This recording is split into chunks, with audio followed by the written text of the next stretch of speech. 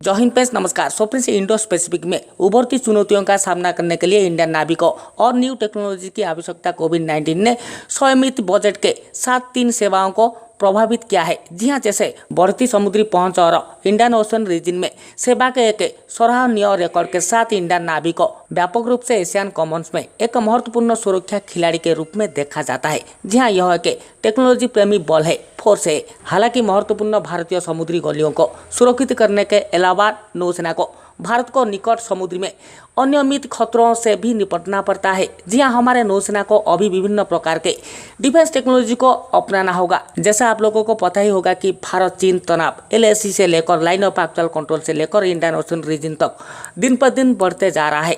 जैसा हाल ही में एक चीनी कंपनी अपने नए डेवलप एयरबोर्न स्वार्म कैरियर, जी हाँ, एक एयरक्राफ्ट कैरियर के लिए एक परीक्षण उड़ान आयोजन की थी। जी हाँ, जो एक अनमैन्ड एरियल मदरशिप है जो कई स्मॉल ड्रोन को ले जा सकता है और साथ में ले जा सकता है और सर्विलांस एंड अटैक जैसे मिशंस के लिए उन्हें एयर में हवा में छोड़ सकता है। ये भविष्य की युद्ध के लिए एक बड़ी तैयारी है चाइना का, और इसका असर अंडमान और निकोबार द्वीप समूह की रक्षा में महसूस किया जा सकता है। जी हाँ, हमारे भारत को इसे तुरंत निपटने के लिए, संतुलित करने के लिए, काउंटर करने के लिए हमारे इंडियन नावी ने थर्ड एयरक्राफ्ट कैरियर के लिए अपनी योजनाओं पर कायम है। जी हाँ, लेकिन फाइटर जेट के अलावा अनमैन्ड एरियल व्हीकल को इसमें अकोमोडेट किया जा सकता है। मतलब ये सारे उसके ऊपर सवार रहेंगे और जाएंगे, शत्रु को विनाश करेंगे। मतलब फ्रेंड्स, आने वाले 10 साल के भीतर हमारे third aircraft carrier IAC-2 indigenous aircraft carrier 2 आने के बाद इसके ऊपर समय के साथ साथ ये एयरक्राफ्ट के ऊपर हम फाइटर जेट्स के अलावा यहाँ पर UCAV unmanned aerial combat aircraft को तैनात करेंगे।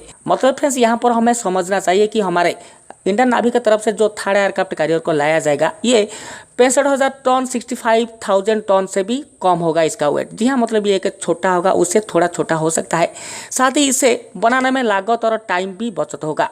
इसके ऊपर मैनेड एंड अनमैनेड सिस्टम्स MUMT सवार रहेंगे। जी हाँ, नौसेना यह भी पता लगा रहा है कि भविष्य के carrier and maritime aviation force के हिस्से के रूप में AEW strike and air to air refuelling missions के लिए एक बड़े bigger fixed wing unmanned aerial systems का उपयोग कैसे किया जा सकता है। जी हाँ, साथ साथ अगले ये 10 साल का प्रोजेक्ट है। जी हाँ, साथ साथ ये ड्रोन्स को एक सबमरीन से साथ काम करने के लिए भी एक न्यू सबमरीन्स को भी लाना चाहता है हमारे नावी। जी हाँ, और फ्रेंड्स, ये सारे सिस्टम्स हमारे नावी में शामिल होने के बाद हमारे नावी का कैपेबिलिटीज ये हो जाएगा जैसे सीमाओं को और धुंधला कर देगी। जी हाँ, सो फ्रेंड्स, ये था आज का लेटेस्ट अपडेट। आशा करता हूँ ये लेटेस्ट अपडेट आप लोगों को जरूर अच्छा लगेगा। हर रोज इसी तरह के लेटेस्ट डिफेंस अपडेट सबसे आगे, जी हाँ, सबसे आगे देखने के लिए डिफेंस अपडेट भारत को सब्सक्राइब कीजिए। हमारे हर एक वीडियो को नोटिफिकेशन पाने के लिए बेल आइकन को दबाइए, ऑल पे प्रेस कीजिए।